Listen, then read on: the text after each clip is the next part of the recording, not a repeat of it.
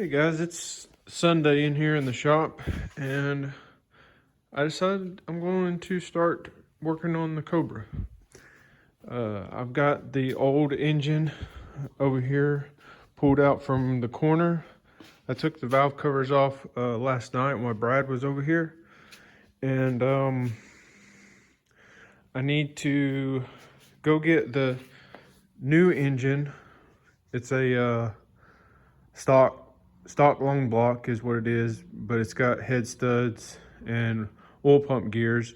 It's over at Brad's right now.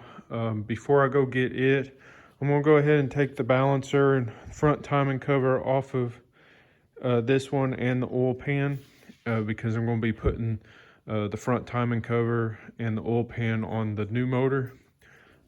One reason, because I've powder coated the front timing cover black, and I want that on the other engine. So I'm going to do that, and then I'm going to go get the other engine and just make note of everything that I need to start getting for it as far as gasket wise, to put it to get it sorted before I put it in the car. And then I'm going to make a video of tearing down this engine. I don't know if I'll do a live or not, but I'll probably go and do a video of just tearing down this one to maybe see what I can find was wrong with it. I don't know if I talked about why I pulled the motor out. The last pass that I made in the car, when I come back to the pits, it had a tick to it. It didn't really sound like it was bottom end. It kind of sounded like it was top end. One thing we noticed when I took the valve covers off is this tensioner right here was loose, but I'm not sure if it's just where it sat and didn't have oil pressure or not. But I've dropped the oil pan before and looked under it. It had some look like gold dust in the oil, like it was a bearing material, but I haven't took any caps off to see if it spun a bearing or anything like that. So when I go to tear it down, I'll check that stuff and see maybe what was causing the tick. And my plan is to at some point take this motor to TKM in the Carolinas and have them freshen it up, and most likely it's 8.5 to 1 compression ratio right now.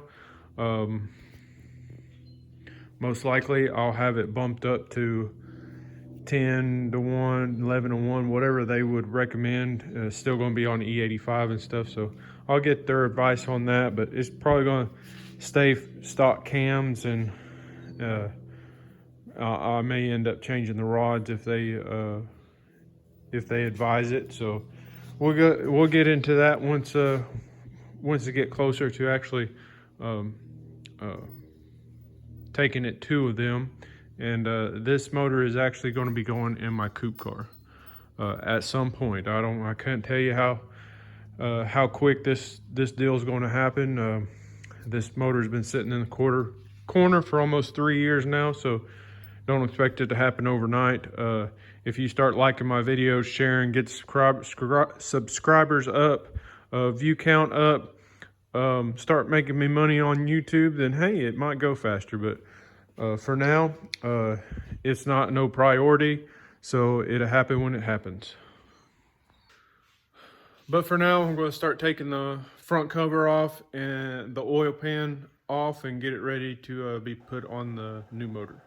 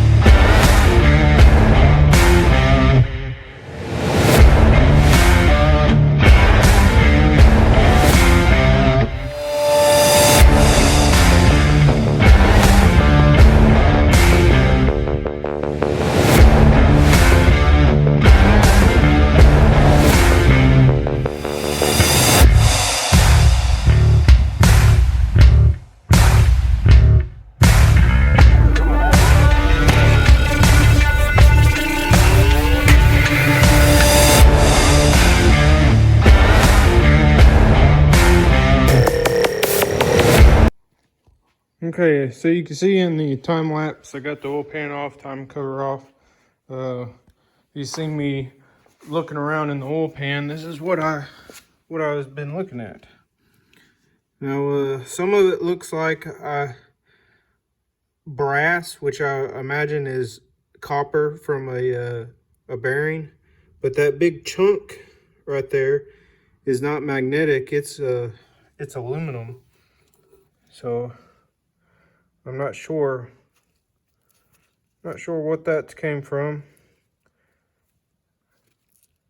It seems like it's a piece of an aluminum because it is not magnetic.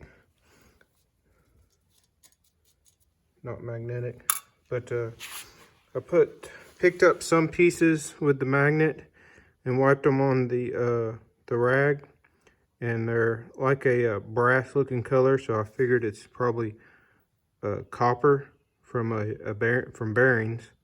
So I've most likely ate up a rod bearing or a few, which that's what probably caused the noise. But the big chunk there, I'm not sure where that's came from. So I'm going to have to clean this oil pan really good, because I'm going to use this oil pan on the new motor. So I don't want any of this stuff getting trapped in there. So I just wanted to video before I cleaned it out what it looked like inside it. If I haven't went over with you on this motor, it is a MMR 900. It's been together for about 10 years now. It's seen 800 and plus horsepower for 8+ years. And it's got Manley rods, Manley pistons, stock cams, stock 04 heads, no porting, nothing like that's done. Stock block, of course, 04 block, factory timing chain guides, tensioners, all factory, cam gears. It's got billet oil pump gears in it, ARP rod bolts, main bolt, ARP head studs. But other than that, I got an MMR cooling head cooling mod put on the back of it. Other than that, the crank is a factory Cobra crank, which is forged.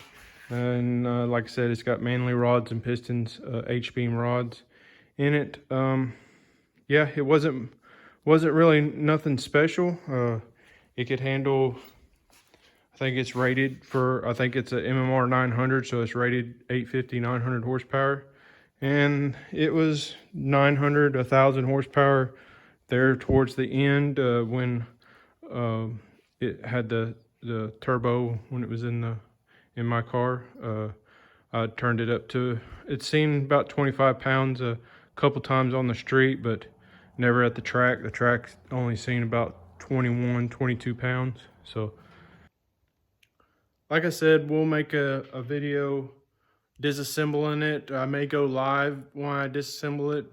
I've never went live before, so I may do that. If not, it's going to have its own video of taking it further than this, tearing it all down. But right now I'm just getting the parts that I need to put on the other motor to put in the car. So I'm going to do some cleaning up, see if I'm probably going to make a list of things that I'm going to need to gasket wise to put it on the new motor, and yeah, keep at it.